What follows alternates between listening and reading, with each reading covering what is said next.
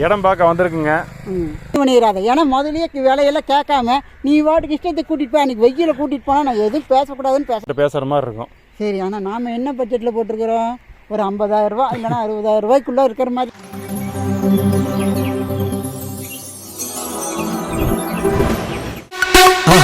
மறக்காம சர்ப்ரைஸ் பண்ணுங்க.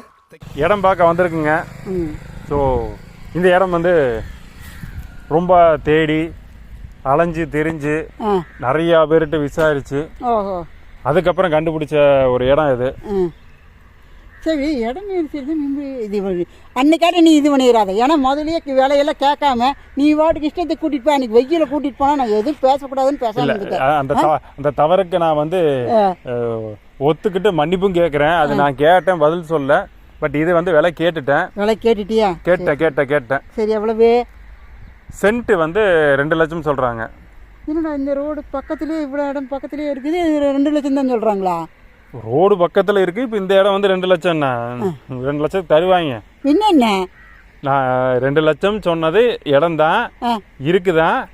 ஆனால் பின்னாடி திரும்பி பாரு, பின்னாடி திரும்பி வீடுலாம் இருக்குது.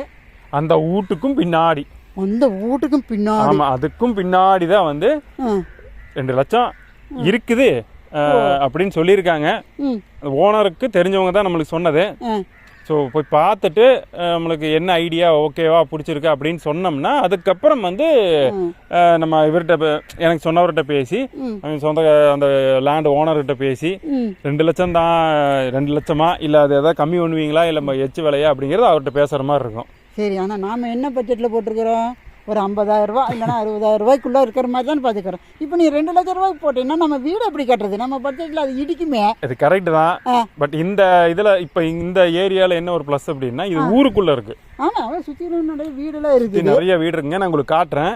சுற்றி நிறைய வீடு இருக்குது. எல்லாமே கொஞ்சம் பக்கத்துலேயே இருக்கு. கொஞ்சம் கிராமத்துக்கு பக்கத்துலேயே எல்லாமே, அதாவது மளிகை எல்லாமே கொஞ்சம் கன்வீனியன்ட்டாக இருக்கு. ஸோ அதனால தான் கொஞ்சம் யோசனையில் இருந்தேன். 2 லட்சம் சொல்லும்போது நான் வந்து ஒரு சின்ன யோசனையில் இருந்தேன். இருந்தாலும் பார்க்கலாம், மைண்டில் வச்சுக்கலாமா. இப்போ என்ன பேர் ஓகே 2 லட்சம் கொடுத்து நான் வாங்க முடியும் இல்லை. அது இது கொஞ்சம் நம்மளுக்கு பக்கத்தில் ஐடியாவில் பண்ணிட்டு சரி வீடு கட்டுறதுக்கு அதுக்கு மேலே பணம் பத்துமா அப்படிங்கிறதெல்லாம் யோசிச்சுட்டு தான் முடிவு பண்ணணும். இடம் நல்லா இருக்கா? இடமெல்லாம் நல்லா இருக்குது. இன்னும் அங்கே அவ்வளோதான் இருக்குது. அது போய் பார்த்துட்டு தான் சொல்ல முடியும்டா. பார்க்கலாம். சரி, இடம் இங்கே இருக்கிற மாதிரி இருக்குமா இன்னும் நல்லா இதாக இருக்கும்? இதே மாதிரி இப்போ நீங்கள் பார்க்குறீங்களா, சேம் இதே நான் பார்த்துட்டேன், நான் முதலே பார்த்துட்டேன். ஸோ இதே மாதிரி தான் அது பின்னாடி இடம் இருக்குது. எப்படி உங்களுக்கு இந்த இடமெல்லாம் பிடிச்சிருக்கான்னு சொல்லுங்கள், நாங்களும் போய் பார்க்குறோம். பார்த்துட்டு அம்மா என்ன ஐடியாங்கிறது, ஏன்னா நிறைய யோசனை பண்ண வேண்டியதாக இருக்குது. யோசிச்சுட்டு முடிவு பண்ணிவிட்டு உங்களுக்கு கூடிய விரைவில் இந்த இடம் ஓகேவா இல்லையா வேறு இடம் பார்க்கலாமா அப்படிங்கிறத முடிவு பண்ணிடலாம். சரி, ஓகே. இந்த இடம் மாதிரி தான் ஒரு நல்ல இடமா இந்த மாதிரி சுற்றி அமைதியாக இருக்கிற மாதிரி ஒரு நல்ல இடத்த தேடிட்டு இருக்கிறோம்.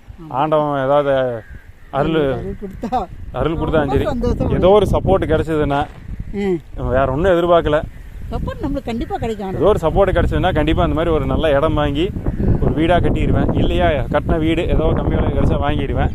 சரி, ஓகேங்க. இப்போ போய் நாங்கள் பார்த்துட்டு வரோம். இந்த இடத்தையும் எப்படி இருக்குன்னு உங்களுக்கு காட்டிடுறேன்.